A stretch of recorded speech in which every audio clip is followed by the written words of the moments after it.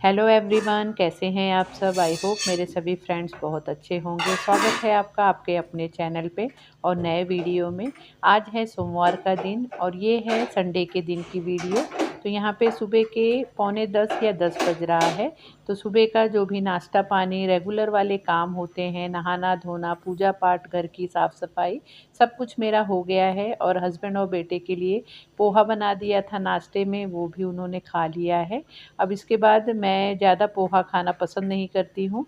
तो यहाँ पे मैं आज लौकी का जूस बनाने वाली हूँ। तो इसे ही पहले छील लूँगी। लौकी का जूस मतलब अगर आप वेट लॉस आपके मतलब करना चाहते हैं और जल्दी आप रिज़ल्ट चाहते हैं, तो आप हफ़्ते 10 दिन सिर्फ़ लौकी के जूस को मॉर्निंग के टाइम मतलब पी के देखना। आपको बहुत जल्दी ही वेट लॉस का आपको रिज़ल्ट बहुत पॉज़िटिव मिलेगा।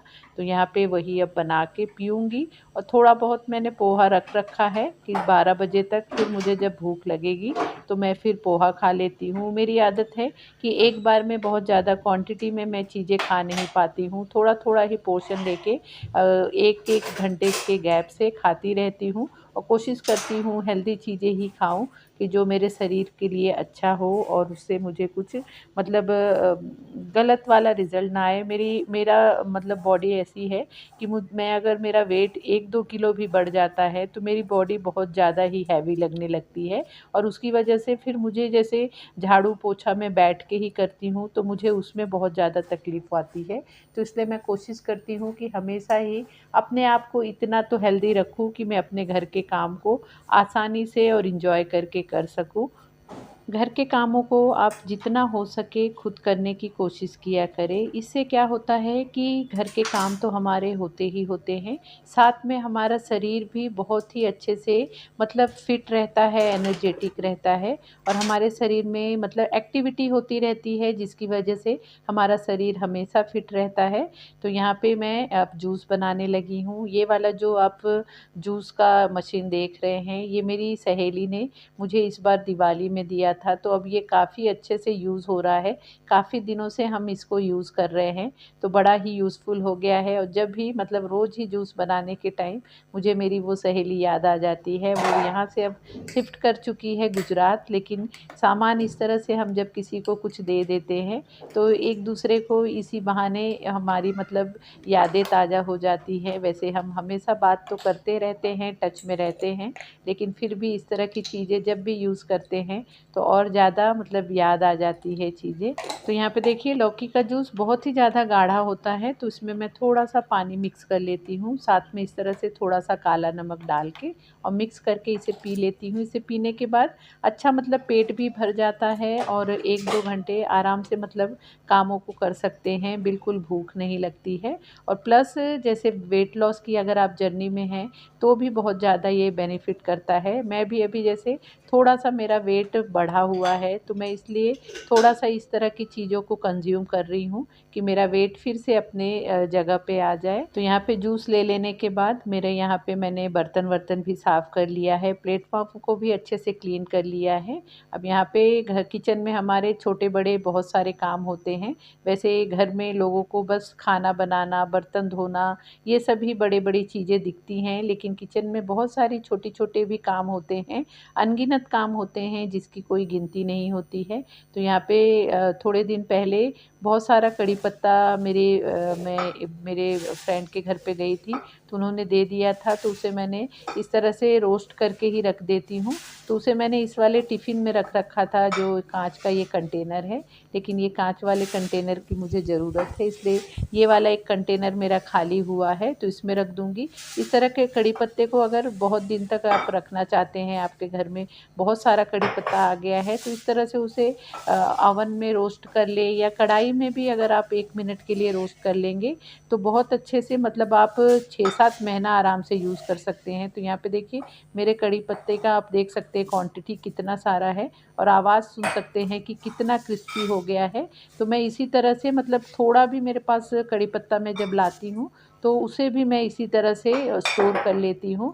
जो फ्रेश वाले होते हैं तो वो जल्दी ख़राब होने के चांस हो जाते हैं, और अभी तो बारिश का टाइम चल रहा है तो कितने भी अच्छे से उसे रखो तो भी वो ख़राब होने लगते हैं। तो इस तरह से करके रखने के बाद खुशबू भी बनी रहती है और अच्छे से काफ़ी दिन तक चल भी जाते हैं। और यहाँ पे देखिए मैं दिखा रही हूँ कि ये थोड़ा सा पोहा मैंने यहाँ पे रख रखा है। जब मुझे भूख लगेगी अगर 12 साढ़े 12 बजे तक, तो इसे अवन में गर्म करके खा लूँगी।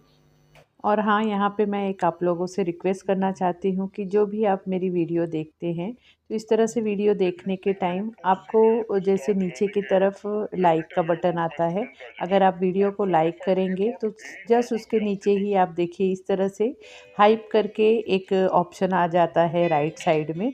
ये नया एक फीचर आया है यूट्यूब का, जो नए 5000 के नियर बाय वाले सब्सक्राइबर हैं उनके लिए। इस तरह से आप मुझे पॉइंट दे सकते हैं, जिसकी वजह से मेरी वीडियो थोड़ी सी ऊपर जा सकती है, उसको अच्छा वाला कुछ मतलब व्यू मिल सकता है। तो इस तरह से आप लोगों से रिक्वेस्ट है कि जब भी आप वीडियो देखिए तो लाइक करने के बाद इस तरह से आप पॉइंट आप मुझे दे सकते हैं। अब यहाँ पे देखिए मैं आ गई हूँ मेरे मतलब ये प्लांट के पास, जो मैंने मनी प्लांट लगा रखा है इस तरह से। इस तरह के जो ये बाम्बू वाले मैंने मतलब नर्सरी से ये लाया, ग्रास का जो ये बाम्बू आता है, इसमें लगाने के बाद मेरी जो मनी प्लांट है बहुत अच्छे से ग्रो कर रहे हैं। बहुत सारे उसमें इस तरह से ब्रांचेस आ रहे हैं, नए नए लीफ आ रहे हैं, और अभी तो मानसून का सीज़न चल रहा है तो बहुत ही अच्छे से ग्रो कर रहे हैं। तो इसे ही जैसे जो और बहुत ज़्यादा पत्ते आ जा रहे हैं, नए नए ब्रांचेस आ जा रहे हैं, तो उसे इस तरह से मैं अंदर की तरफ, अगर आप आपके मनी प्लांट को घना करना चाहते हैं तो जिस भी प्लांटर में आप लगा रखे हैं तो उसमें नीचे की तरफ मिट्टी में उसे थोड़ा सा दबा दीजिए, तो आप देखेंगे बहुत ज़्यादा ही घने आपके मनी प्लांट हो जाएंगे।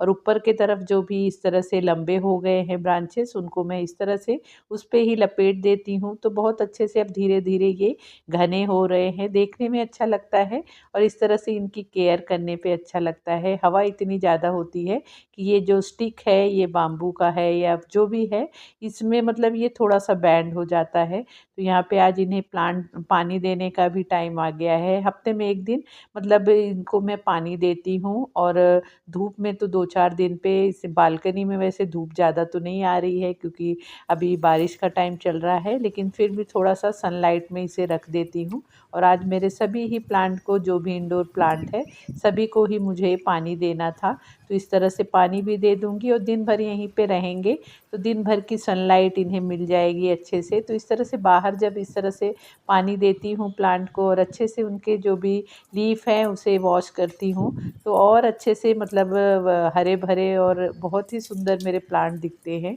देख के मतलब मुझे खुद को बहुत ज़्यादा अच्छा लगता है और एक मतलब अच्छी वाली फीलिंग आती है। हम होम मेकर्स की आदत होती है कि हम अपने घर में इतने मस्त हो जाते हैं, इतने खो जाते हैं घर के कामों में कि अपने ऊपर तो बिल्कुल ध्यान ही नहीं देते हैं। लेकिन मेरी आदत है कि मैं घर के कामों के साथ-साथ अपने ऊपर भी उतना ही ध्यान रखने की कोशिश करती हूँ। जितना मैं अपने मतलब बेटे, हस्बैंड या घर की चीज़ों पे ध्यान देती हूँ, उतना ही अपने ऊपर भी ध्यान देती हूँ। जैसे दवा-ववा हुई, ये सब चीज़ें मुझे कहना नहीं पड़ता है, मैं बराबर याद रख के ये सब दवा को और टाइम टू टाइम लेती रहती हूँ। मल्टीविटामिन और मल्टी कैल्शियम की भी गोली मैं लेती हूँ एवरीडे। और यहाँ पे अभी जो मेरा ऑर्थोपेडिक से मैंने दवा लेके आई थी, वो भी मेरा 15 दिन का कोर्स है, तो उसे भी मुझे खाना है। तो यहाँ पे पहले वो खा लूँगी, नहीं तो फिर कामों में लग जाते हैं, फिर दिमाग से ध्यान से निकल जाता है। तो हमें काम के साथ-साथ अपने ऊपर भी उतना ही ध्यान देना चाहिए। मैं हर वीडियो में आप लोगों के साथ इस बात को ज़रूर कहती हूँ, तो आप लोग भी इस बात को ज़रूर ध्यान दे के कोशिश किया करें कि अपने ऊपर भी उतना ही ध्यान रखा करें जितना कि आप अपने बच्चों या हस्बैंड या घर की ज़िम्मेदारियों पे रखते हैं। अब यहाँ पे 10 बजे तक तो मैंने जूस ही पिया था, साढ़े 10 बजे तक मेरा सभी काम हो गए, जैसे बर्तन-वर्तन भी किचन में क्लीन कर दिया है।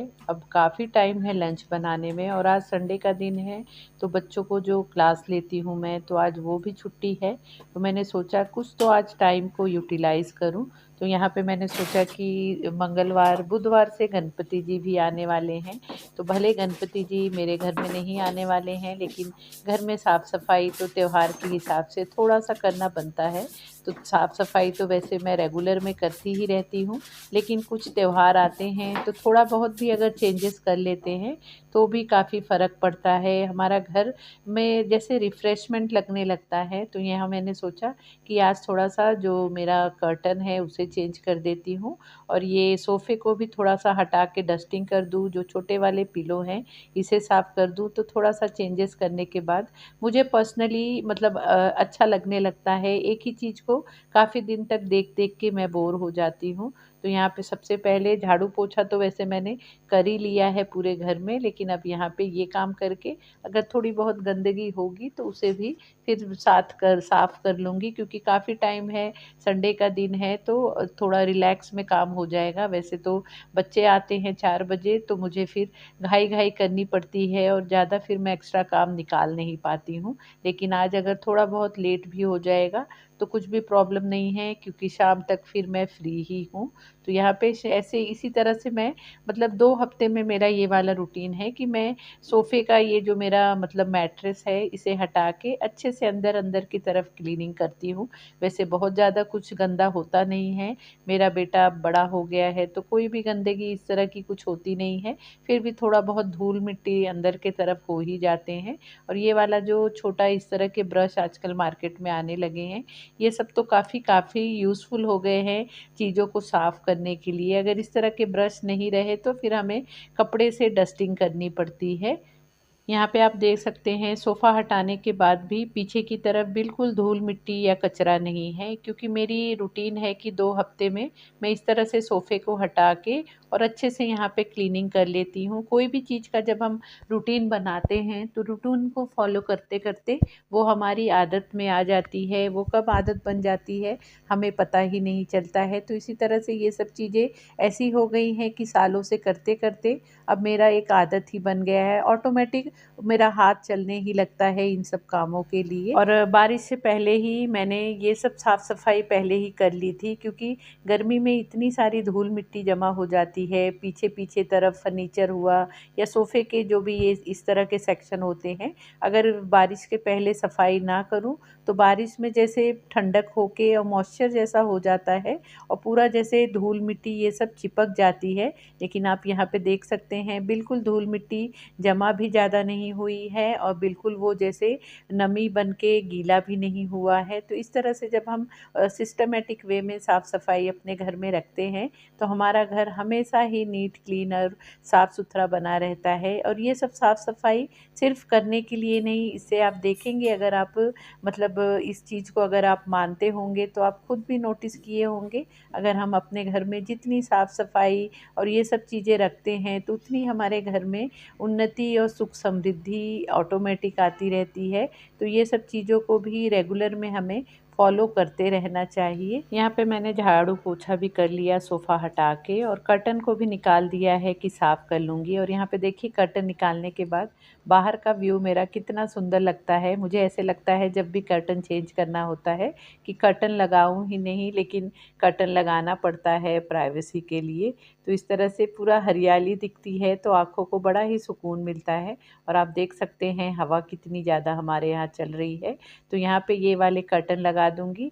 अब मेरा क्या हो रहा है कि मेरे पास ना काफ़ी सारे कर्टन जमा हो गए हैं और पहले था कि कर्टन जैसे उसके रिंग ख़राब हो जाते थे तो मैं उसे फेंक देती थी। फैब्रिक तो बहुत अच्छा रहता था, लेकिन रिंग की वजह से फिर मैं उसे यूज़ नहीं कर पाती थी। लेकिन अब जब से मैं रिंग को रिपेयर करने लगी हूँ तब से मेरे सभी कर्टन मतलब चल रहे हैं, बहुत अच्छे से चल रहे हैं और काफ़ी सारे मतलब जमा हो गए हैं। तो अब मैं सोचती हूँ कि जब इतने सारे कर्टन हैं तो इसको यूज़ भी किया करूँ। तो इसलिए मैं महीने डेढ़ महीने में इस तरह से हर रूम में, हर बेडरूम में, हर हॉल में कर्टन को बदलते रहती हूँ। तो मुझे भी देख के अच्छा लगता है और चीज़ें यूज़ भी हो रही हैं। तो ये वाले जो आप चॉकलेटी कलर का आप देख रहे हैं, ब्राउन कलर का मेरा कर्टन, ये भी ख़राब हुए थे। इसको मैंने उसी तरह से रिंग को रिपेयर किया है, काफ़ी बार आप लोगों के साथ शेयर भी किया है। तो उसी तरह से करने के बाद मेरे ये वाले भी कर्टन अब यूज़ में आ जा रहे हैं।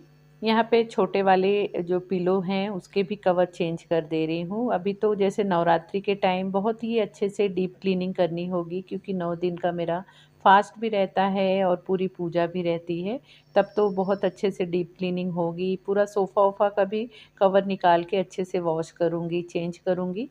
लेकिन मैंने सोचा कि ये छोटे वाले पिलो को इसके कवर चेंज कर देती हूँ। तो पिलो को चेंज करते समय पिलो कवर, तो यहाँ पे मैंने देखा एक पिलो का इस तरह से सिलाई उधड़ गई थी, तो मैंने सोचा इसी टाइम पे इसे सिल लूँ। इस तरह के काम जो छोटे-मोटे होते हैं, अगर हमारे नज़र में आ रहे हैं तो उसे तुरंत के तुरंत ही कर लेना ज़्यादा बेटर होता है। बाद के लिए अगर जब हम छोड़ देते हैं तो हमारे ध्यान से निकल जाता है, या बाद में फिर सोचते ही रहते हैं बाद में करेंगे, उस चक्कर में वो चीज़ और ज़्यादा ख़राब हो जाती है।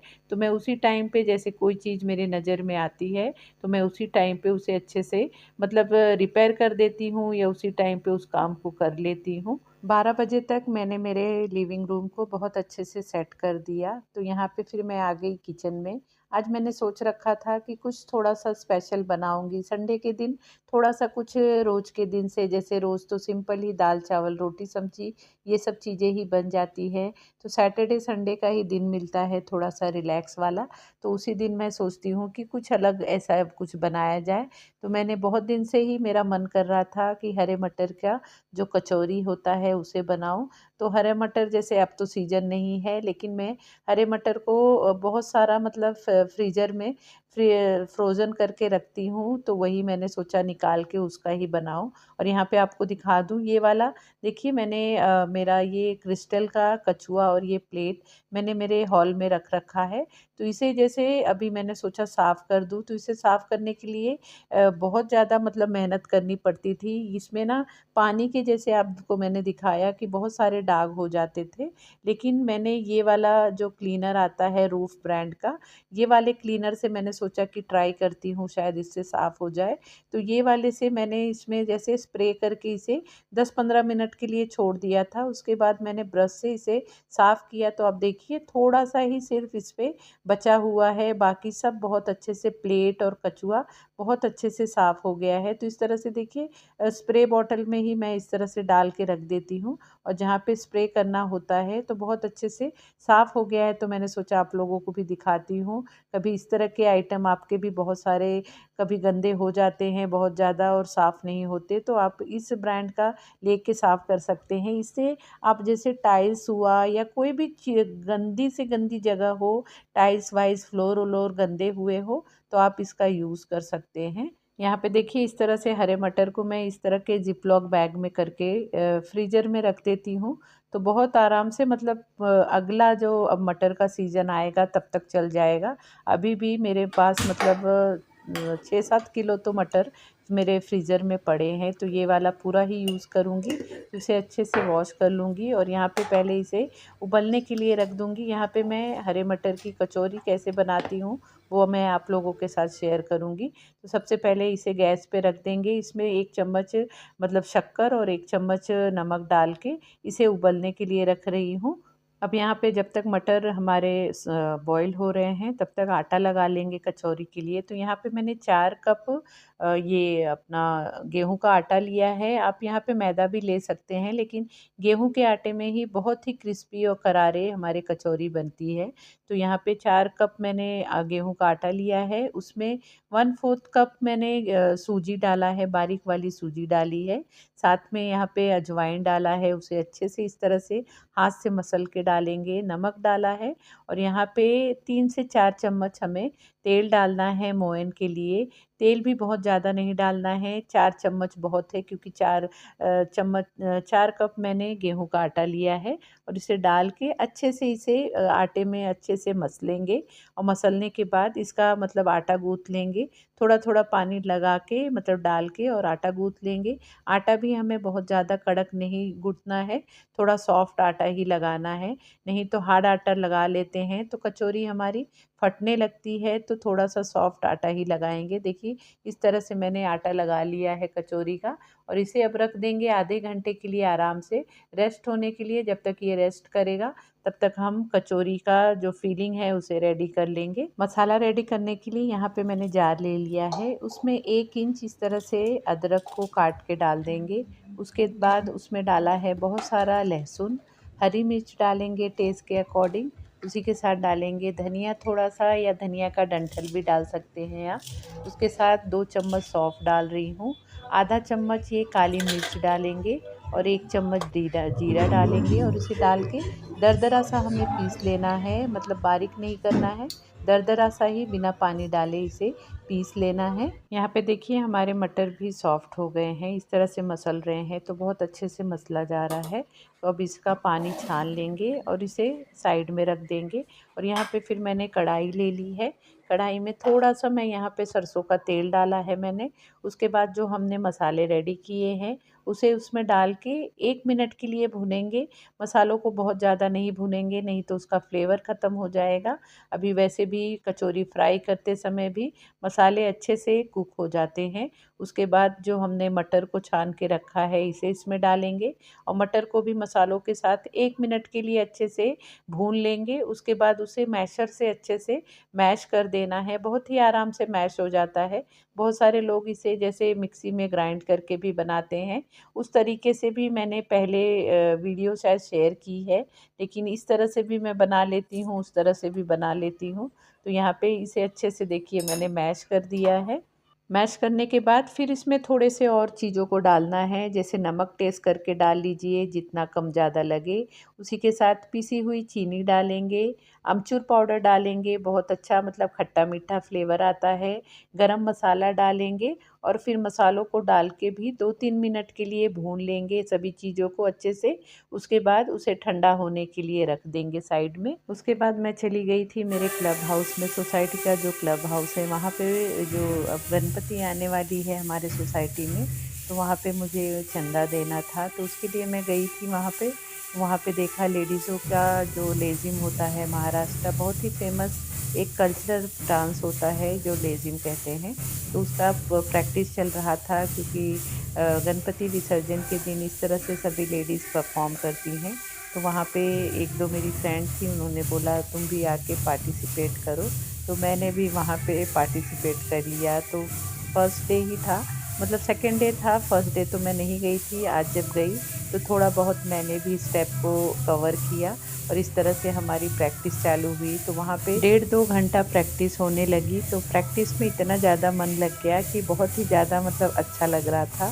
तो 3 बज गया था, मतलब वहाँ से घर पे आते आते, लेकिन वहाँ पे इस तरह से प्रैक्टिस करने के बाद बहुत अच्छा लगा, क्योंकि इस तरह के जब त्यौहार तो साल भर में एक बार ही आते हैं, तो इस तरह से कुछ ना कुछ थोड़ा बहुत इंजॉयमेंट भी करना ज़रूरी हो जाता है।